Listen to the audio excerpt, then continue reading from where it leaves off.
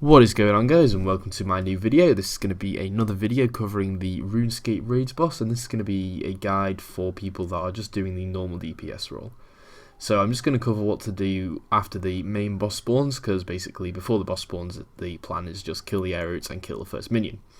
Now once the main boss has spawned, DPSs need to open up the cages in the corners of each room. So there are 6 cages in each room, in each corner, sorry. And you need to open all those up, totaling 24 cages, and kill the 24 chargers. Now, it's important that you do this because otherwise they will all release at once, and that can deal very high damage and KO people. So normally there'll be a few DPSs in each corner, but as you can see, I was the only person in this corner. So I decided to use Sunshine, and what's really important when you're killing the chargers is to use area of effect abilities. So as you can see, Detonate was really powerful. It was hitting 9Ks, 7Ks, 9Ks. It was really, really good. And then follow that off with Dragon Breath and Chain, and you'll take out most of the chargers fairly easily. Now, once the chargers are dead, the DPSs need to then get onto the minions, Tuz and Kra, and DPS those minions down as quickly as possible. So you need to build to your ultimate abilities, Sunshine and Death Swiftness, and so if you're ranging, you want to ultimate on the Tuz minion, and if you're maging, you want to ultimate on the Kra minion. However, if one or the other minion hasn't spawned, just ultimate on the minion that is alive. Once you have ultimated, make sure that you are ultimating with your Ring of Vigor switch and Adrenaline pot, so that you're getting max DPS out possible.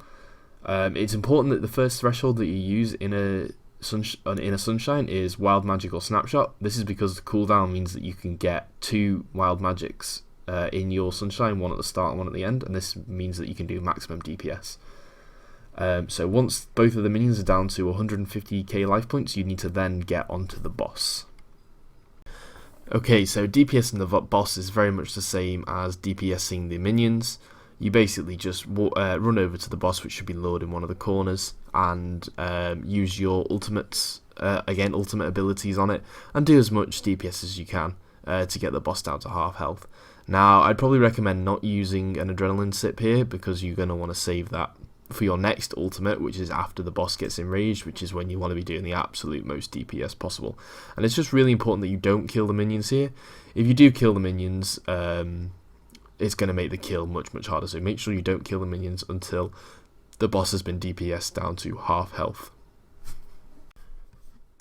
Once the boss has reached half health, you can now finish off the minions. Now, it's not like super important that you kill them both at the same time, but killing them both together is ideal. So you want to get those minions down nice and fast.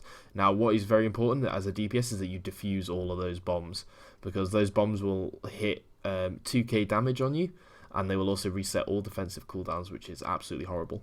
So when you're killing the minions, you basically want to threshold kill them. Do not use your ultimates when finishing off the last 150k damage on the minions.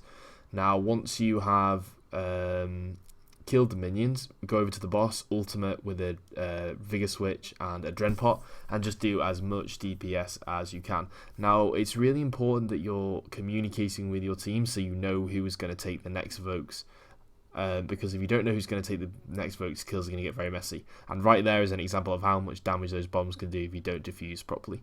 We got hit like 6 to 8k, so that's also a reason why you need to stay really high HP. Once you have got off your first Sunshine, you're going to want to just threshold it out and build to full Adrenaline. Now, this is good because you can also you can be a Voker for the boss, which means when your team needs it, you can use Devotion to tank it, and then also you can use Barricade because your Sunshine will be on cooldown. Now, as you can see here, I do try and walk the boss. Now, the boss walks east to west when you walk it, and you just need to be like, it's a really effective tactic. You just have to be really careful that you don't walk it into your teammates. Another tip for voking the boss is that it can don't voke it into your teammates. If you voke it like whilst you're in the DPS pile in the middle, then it's got an area of effect damage, so it can hit everyone in the team.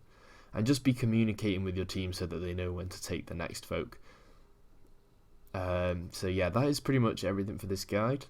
I hope that it helps you to get more efficient Beastmaster kills, more like with less people dying and more DPS and stuff. Thank you very much for watching, guys, and I'll see you in the next one.